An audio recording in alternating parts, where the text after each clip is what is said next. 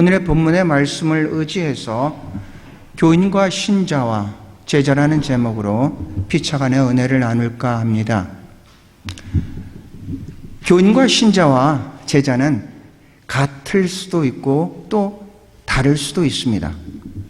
교인은 교회를 다니는 사람이고 신자는 예수를 믿는 사람이고 제자는 예수를 따르는 사람입니다. 교인 가운데 신자가 있고 신자 가운데 제자가 있습니다. 교회를 보이는 교회와 보이지 않는 교회로 이렇게 나눕니다. 보이는 교회는 사람들이 보는 제도적인 교회입니다. 우리가 이렇게 사람들이 보는 이 교회를 보이는 교회라고 하고, 보이지 않는 교회는 하나님이 보시는 영적인 교회입니다. 보이지 않는 교회 속에서는, 거기에서는 정말로 신자들만이 하나님 앞에 예배드리는 그런 교회를 얘기를 하고 있습니다. 차고에 있다고 다 차는 아닙니다.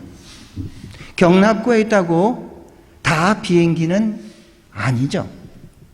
교회를 다닌다고 다 제자는 아니란 얘기입니다. 새벽마다 만나는 그 호주 간호사로서 은퇴하신 미키라는 여성분이 있습니다. 오늘 새벽에 갔는데 이 미키가 먼저 말을 겁니다. 너 오늘 설교를 뭐 할 거냐 물어요. 그래서 오늘 제목을 중심으로 해서 교인과 신자와 제자에 대해서 할 거다 하면서 잠깐 설명을 드렸습니다. 그랬더니 이분이 하는 얘기가 그럼 내 얘기 좀 들어봐라 하시면서, 이분은 호주 시골에서 자랐습니다. 시골에서 자라다 보니까 이 시골에 있는 교회들이 많이 있습니다. 거기 셀베이션 아미도 있었다고 합니다. 사람들이 많이 교회를 가는데 사실은 교회 가는 사람들이 다 믿는 사람은 아니고, 이번 표현은 소셜 이벤트라고 합니다. 어떤 사회 활동을 하기 위해서 교회 가는 사람들이 참 많다, 그런 얘기를 했습니다. 이분은 어렸을 때 교회는 다녔지만 예수는 믿지를 않습니다. 가드라는 어떤 절대자는 인정이 되는데 그분이 예수 그리스도라는 것을 인정할 수가 없다고 합니다. 그러면서 더디어서 얘기를 하기는, 그래도 나는 너는 믿는다. 너는 매일 새벽에 묵상을 하면서 이렇게 걷는 거를 보고 나는 너를 믿을 수는 있다, 이렇게 말씀하길래, 당신이 정말로 나를 믿는다면 내가 믿는 예수를 믿는다면 어떻겠느냐. 이분은 예수를 믿지는 않습니다. 그러니까 이분은 하시는 말씀이 그거는 또 다른 문제다 얘기를 합니다. 그렇죠. 교회 안에서 예배를 드린다고 다 크리스찬이었으면 얼마나 좋겠습니까? 그런데 그런 목적이 아니라 다른 이유로서 교회에 와서 같이 합류해서 예배를 드리는 분들도 있다는 얘기죠.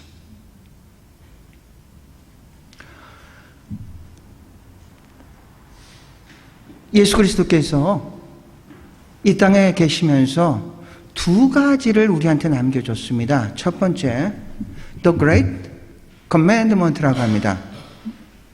지상 최대 계명이라고 우리가 표현을 하고, 마태복음 22장에 있는 얘기고, 두 번째는 The Great Commission에서 마태복음 28장에 지상 최대의 사명을 이렇게 주셨습니다. 지상 최대의 계명은 사랑입니다. 수직적으로는 하나님을 사랑하고 수평적으로는 이웃을 사랑하고 내적으로는 자기를 사랑하라고 했습니다. 그리고 마태복음 28장에 사명을 주셨는데 그 사명은 선교입니다.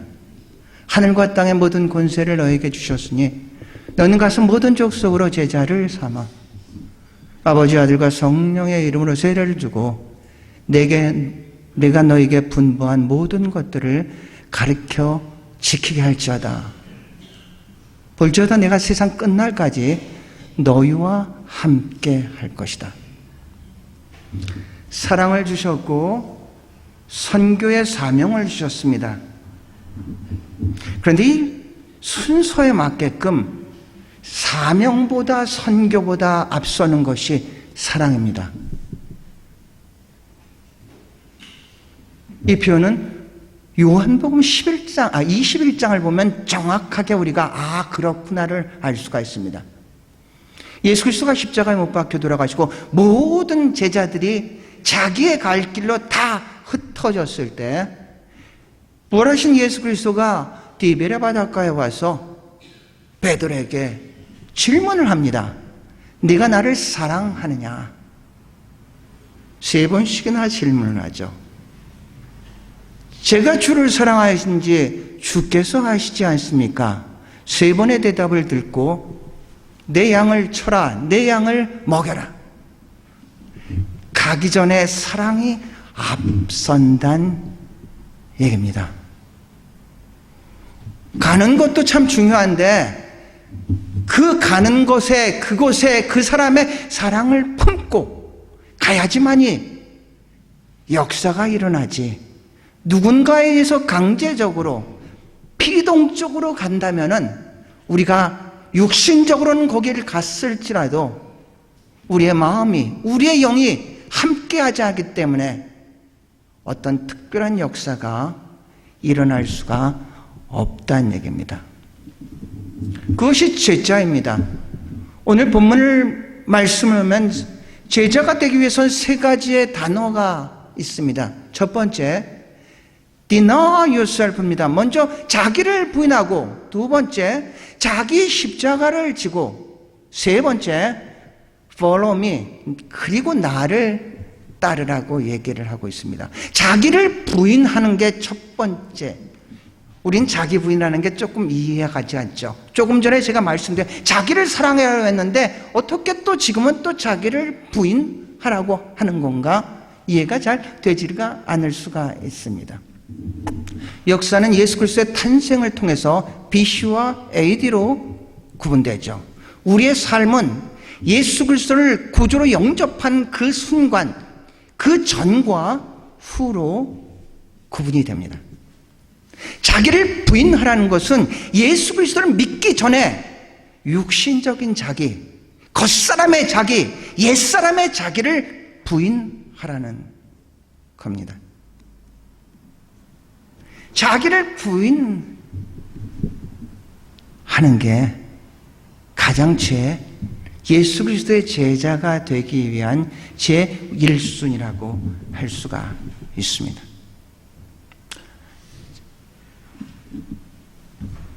사도 바울은 우리가 예수를 이제 구주로 영접하는 이 순간을 로마서 6장 4절을 보면은 세례라는 표현을 씁니다.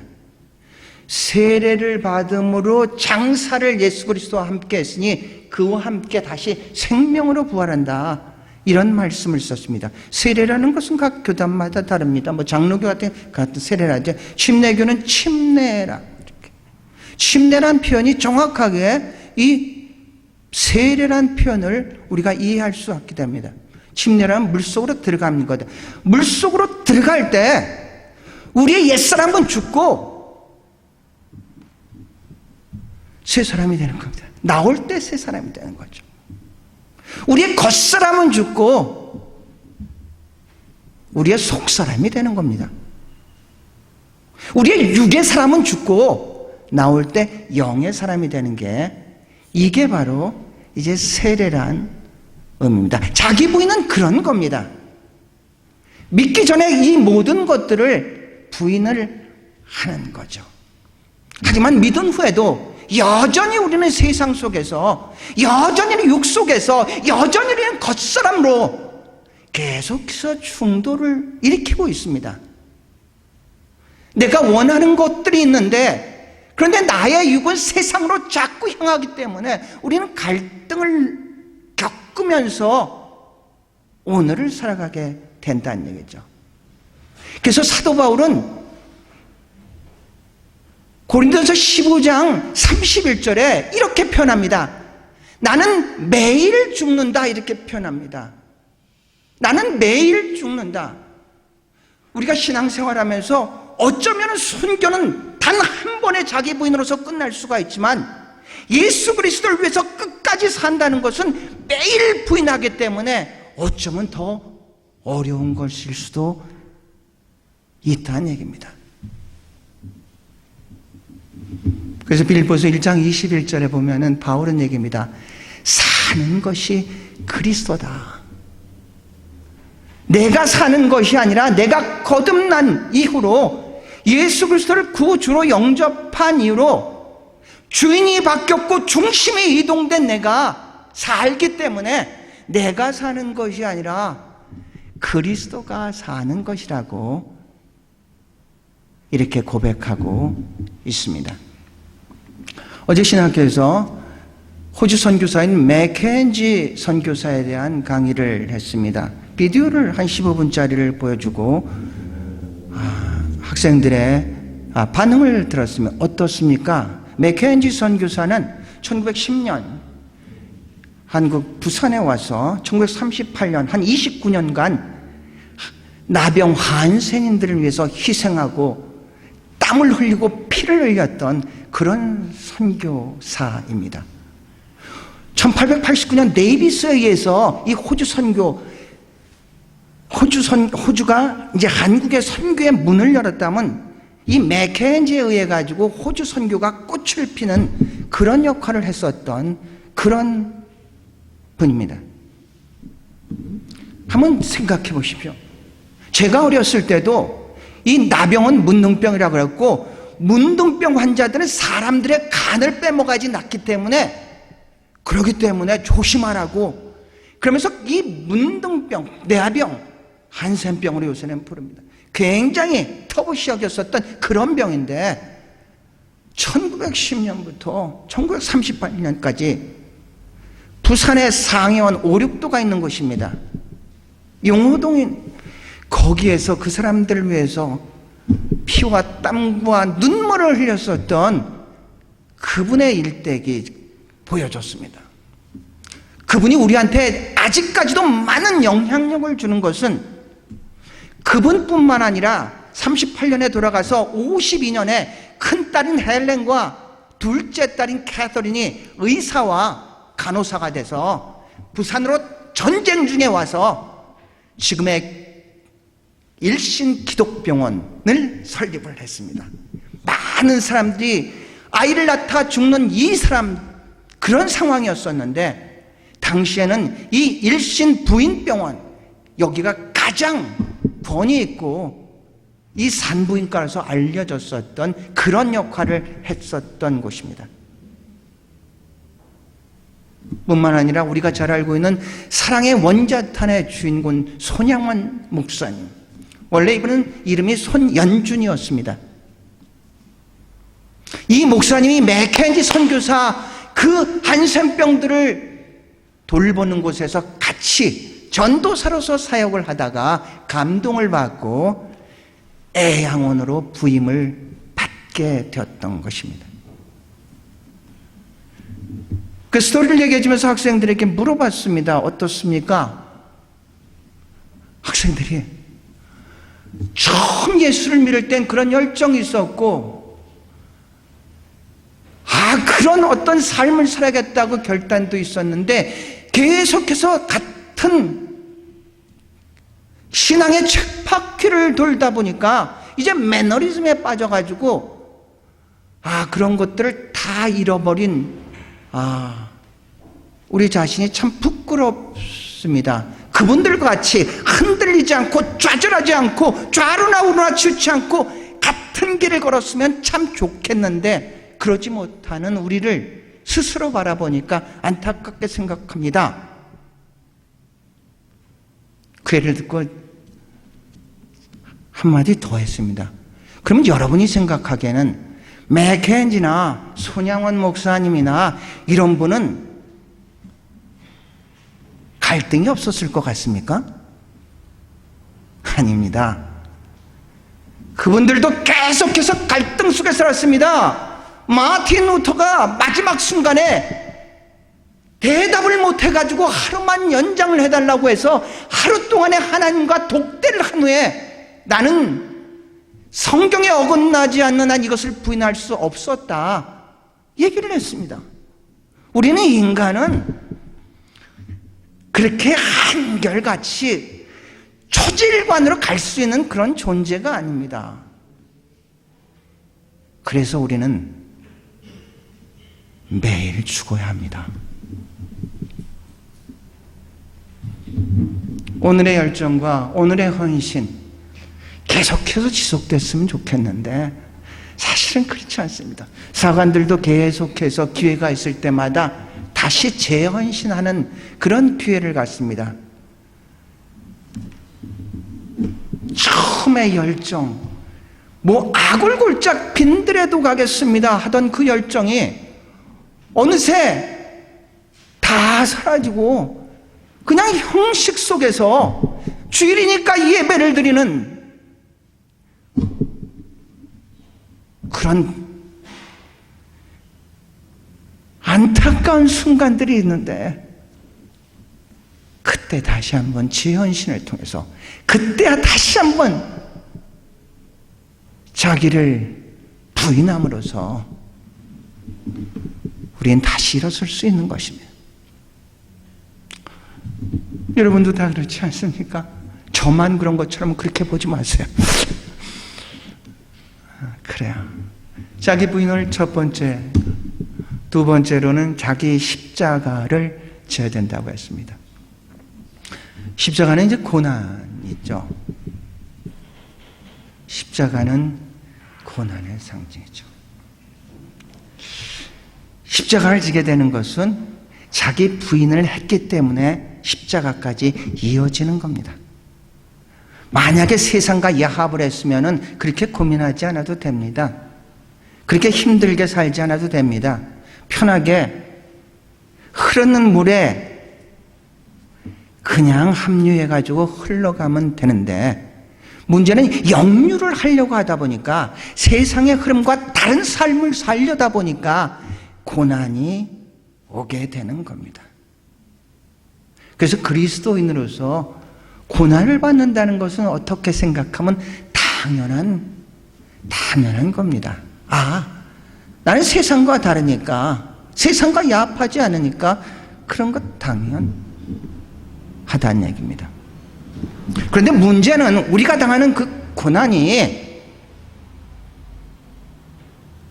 자기 십자가가 되기 위해서는 그것은 내가 믿는 믿음 때문에 당하는 고난이어야지 그것이 자기 십자가라는 얘기입니다. 여러분이 잘못해서 여러분의 죄 때문에 어려움을 당하는데 우리는 그렇게 합리합니다. 이게 나의 십자가나 보다. 아니요. 그것은 여러분이 십자가가 아니라 회개할 일입니다. 회개할 일을 갖다가 십자가로 합리화해서는 안 됩니다. 우리가 자기 십자가를 진다는 것은 분명히 내가 믿음대로 살다 보니, 믿음을 지키다 보니, 믿음을 전파하다 보니 당하는 고난을 자기 십자가라고 얘기를 합니다. 힌두교나 불교에서는 이런 용어가 있습니다. 가르마라는 용어가 있습니다. 불교 쪽에서 업보라고 얘기를 합니다. 가르마, 업보라는 뜻은 이런 뜻입니다. 지금 내가 당하는 이 어떤 카스트 시스템에서 어떤 계급으로 태어났다든가, 그 낮은 계급으로 얘기하겠죠. 내가 지금 이 현실 속에서 여러 가지 어려움을 당할 때 이분들은 이 가르마란 논리를 통해 가지고 그것들의 숙명의 어떤 순응을 하는 삶을 살아가려고 노력을 합니다. 가르마라는 것은 이런 겁니다. 전생에 내가 지었던 그 죄 때문에 현생에 이런 어려움이 있으니까 현생에서 내가 참 좋은 일을 많이 해서 그 다음에 내 생에는 좀 더 높은 계급, 좋은 삶을 누릴 수 있게끔 우리가 그렇게 살아가는 것들이다. 이게 이제 이분들의 논리입니다. 기독교는요, 누구든지 그리스도 안에 있는 자들은 새로운 피조물이 되는 줄로 믿습니다.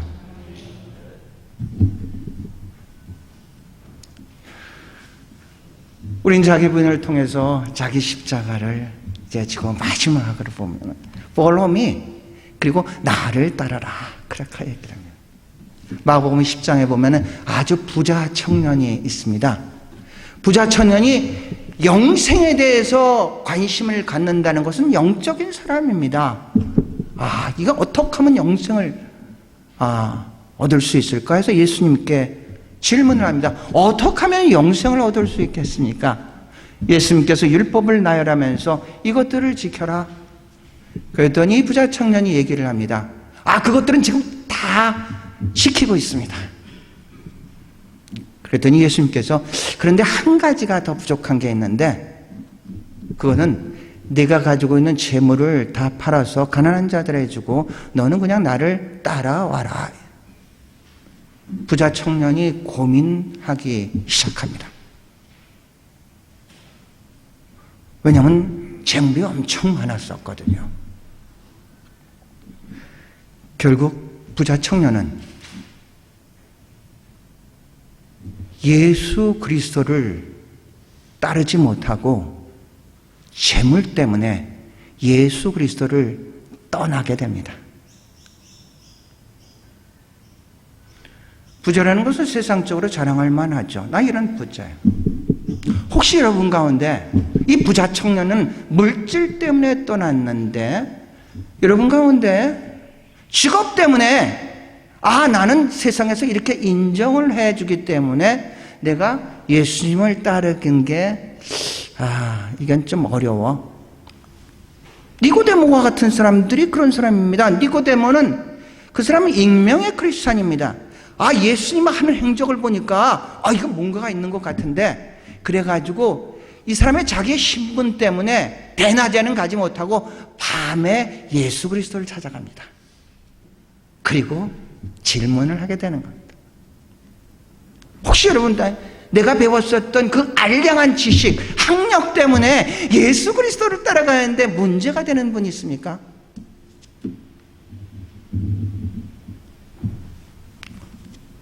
바울은 가말리엘의 후예입니다. 당대 최고의 학자였던 가말리엘의 후예에서 배웠었던 사람인데 바울이 예수 그리스도를 만나고 나서 이렇게 얘기를 합니다. 나의 모든 학식들은 배설물과 같이 여기면서 가겠다고 했습니다. 여러분이 예수 그리스도를 믿는데 장애가 되는 게 뭡니까? 그것 때문에 예수를 믿기가 참 어렵습니까? 좋습니다. 그렇다면은 여러분이 가지고 있는 그 물질과 여러분의 건강과 여러분의 그 직업과 학력이 세월이 가도 그대로 있을 것 같습니까? 아무리 여러분이 돈을 사랑하더라도 돈은 여러분을 사랑하지 않습니다. 여러분의 직업이 여러분을 계속해서 지켜줄 것 같지만 그렇지 않습니다. 끝에서 오늘을 바라볼 수 있기를 바랍니다. 하늘에서 땅을 바라볼 수 있기를 바랍니다.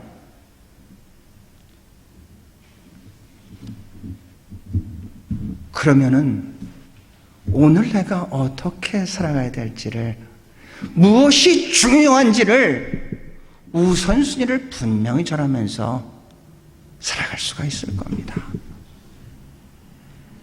누구든지 자기 목숨을 지킨 자는 뺏길 거지만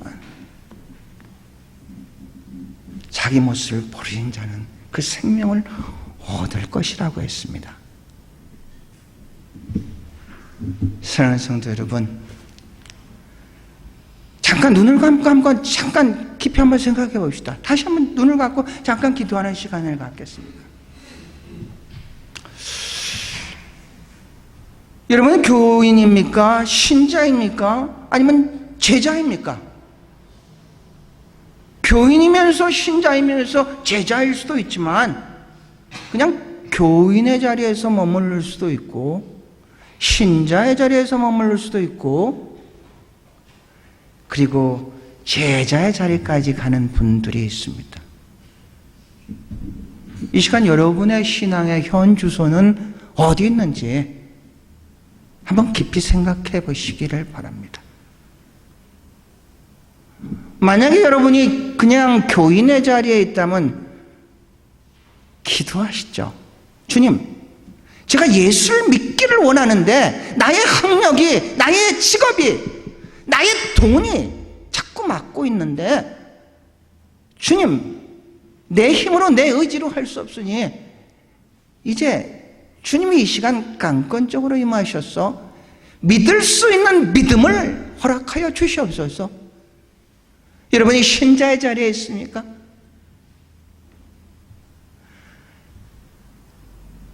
최후의 예수 그리스도께서 우리에게 원하신 것은 제자가 되는 것입니다. 주님, 제자의 자리로 갈 수 있도록 우리에게 성령의 충만함을 허락하여 주시옵소서.